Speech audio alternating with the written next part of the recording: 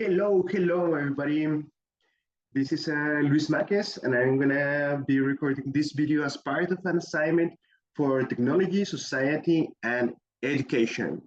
The assignment on itself is a discussion around the short story of Chang, The Truth of Fact, The Truth of Feeling, on which one we are supposed to take a current event, significant event around the globe, and comment it, comment on it.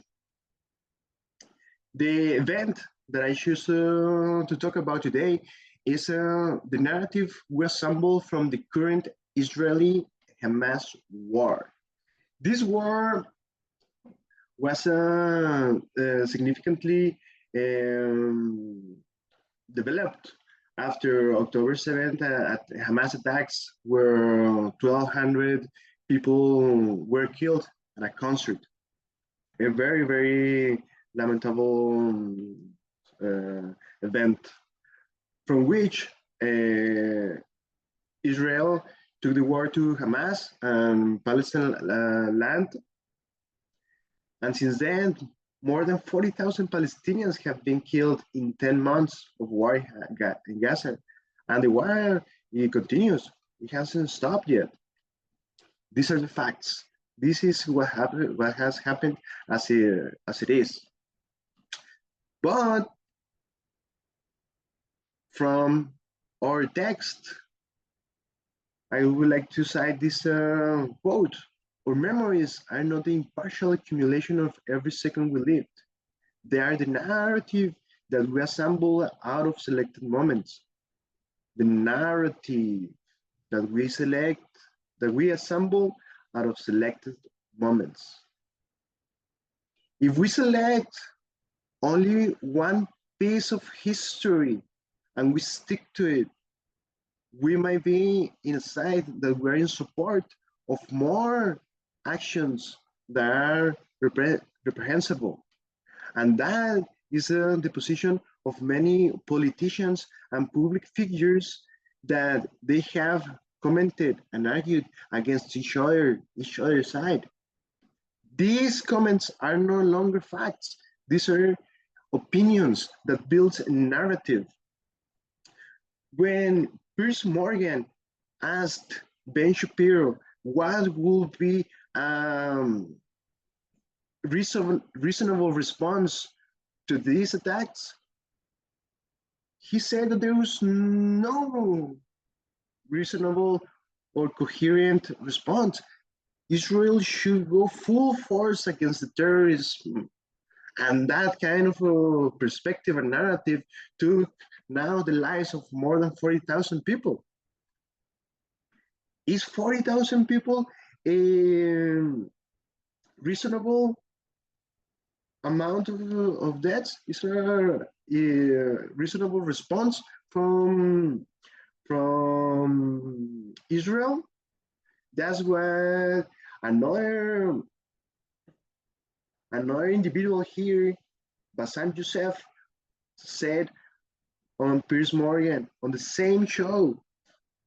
And with both interviews, Piers Morgan, even though he was addressing the same issues and doing the same questions to both sides, he was also always criticized and put on into one of the sides when he was only asking questions, because one of this narrative is taking an overwhelming support from the popular is taking more support in the world, one of the sides. And yes, what has happened to them is horrific. It's a lot of civilian deaths. And they will say, well, Israel is being genocidal. We should be against Israel. According to the U.S. Department of Justice, genocide is defined and includes violent acts with a specific intent of destroying a whole or in part a national, ethnic, racial, and religious group. Ethnic. or religious. And we have to remember that when Hamas attacked Israel, they were not attacking its government. They attacked a public event, a concert, and those were attacked only by the being from a different race and different religions. That goes into genocide. So Hamas is being genocidal also. How could it be that you're in support of that side? For my personal perspective, when I saw these attacks, I was horrified and mortified, and I supported Israel's right to defend itself. But enough is enough. I don't think killing 40,000 people is justified. And then after that, Israeli authorities cut off the water into Gaza and the food supplies. That goes straight into our definition of genocide because it's harming the whole society in Gaza, which has different religious and racial groups as Israel does, both sides. And not because of this, that means that I went to the other side, to this side, and I justified everything that they have been doing. Hamas still has 105 hostages since October 7th. That's almost a year. But they took around 255 people. Well, according to Israel, we don't know how many people, but we know and we have seen that they have hostages and we have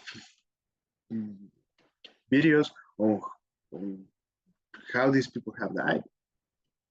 This is a very well documented event because there are mainstream media broadcasters working there, but there has also been a lot of independent broadcasters and people from there sharing with the whole world what is happening there. Coming back to our book, our short story, in one of the stories, they were using live logs for years, which were personal cams that captured continuous video of their entire lives. People walking around with cameras so they could record the whole lives.